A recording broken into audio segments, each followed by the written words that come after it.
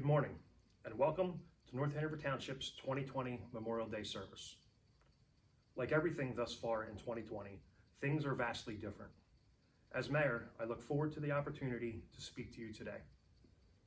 Instead of addressing this speech to an enthusiastic crowd of local residents, neighbors, and friends, I'm addressing this speech to a camera. Saying this makes me sad is an understatement.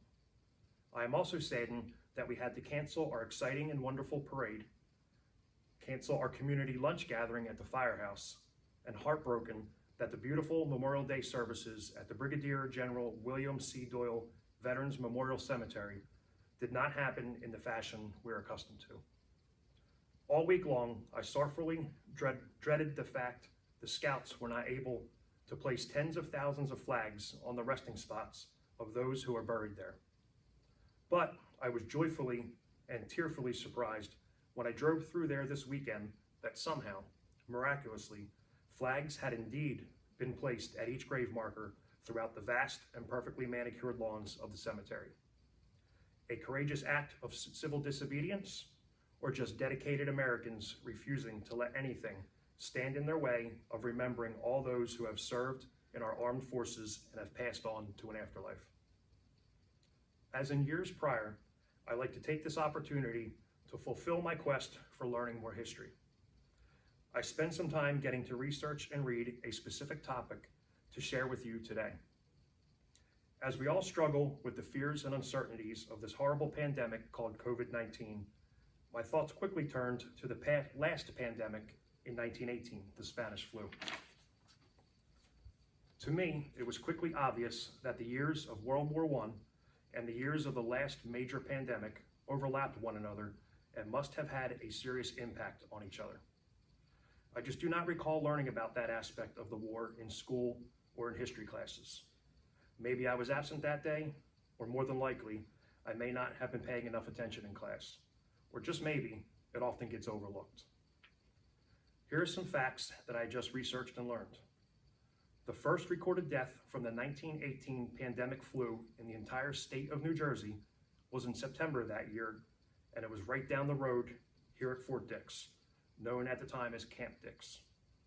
Army Major Martin Sinat was the chief of the medical service at Camp Dix when the virus took hold on the base, killing 863 people between September and October of 1918. On the European front lines of the war, doctors of the American Expeditionary Force hospitalized 340,000 soldiers for the pandemic influenza during 1918, while 227,000 soldiers were in the hospital due to wounds suffered in battle. Just imagine these brave young soldiers in disease-infected, horrific muddy trenches and across all the battlefields, dodging or fatally taking enemy fire, all while fighting a battle with a second, invisible, and even more lethal enemy.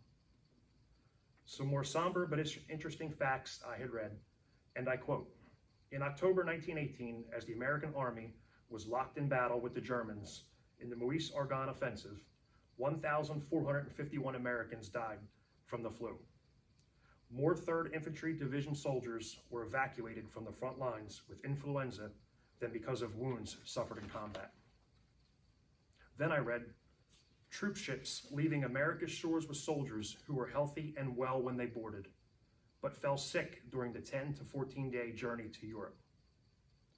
On board the SS Wilhelmina, a sailor watched as bodies were buried at sea from the SS Grant running next to his ship.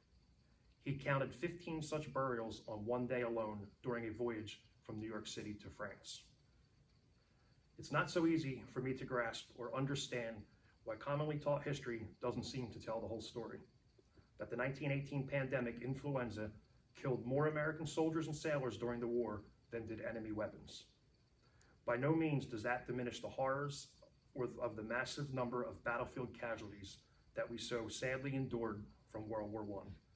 Just ironic that so many suffered another kind of horrible and painful death during the battle.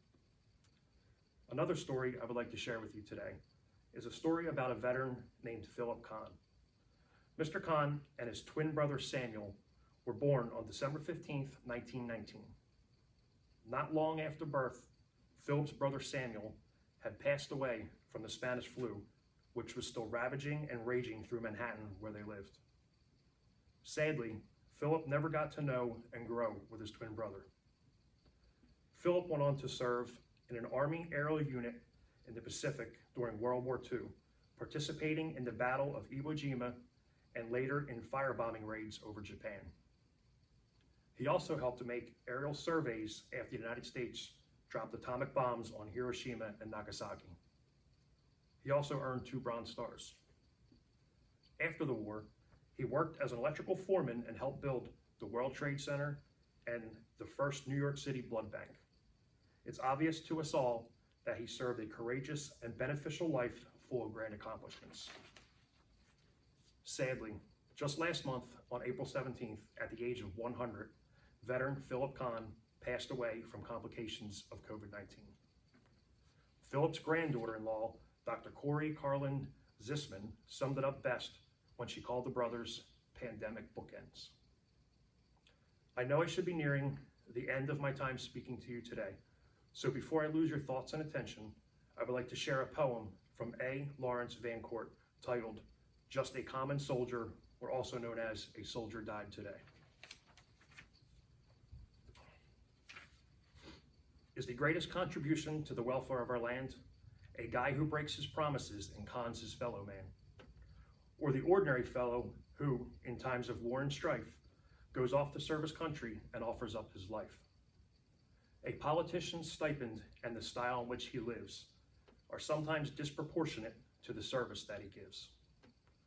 When the ordinary soldier who offered up his all is paid with a medal and perhaps a pension small, it's so easy to forget them, for it was so long ago that the old bills of our country went to battle, but we know.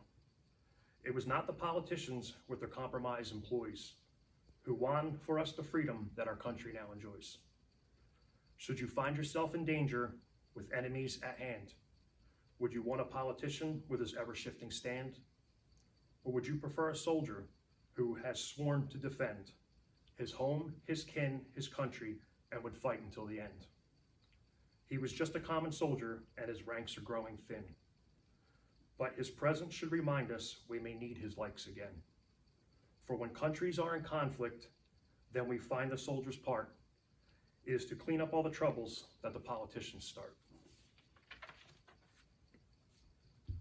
Though my words today may have weighed heavily on pandemic flus and the perils of World War I, the message I really want you to remember most is to honor and remember every one of the more than 1.3 million brave soldiers who have died fighting for all of us, so that we can be free to pursue the rights to life, liberty, and happiness, the American dream.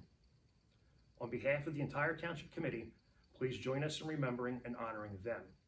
God bless America, God bless you, and God bless to all of those who have made the ultimate sacrifice. Thank you.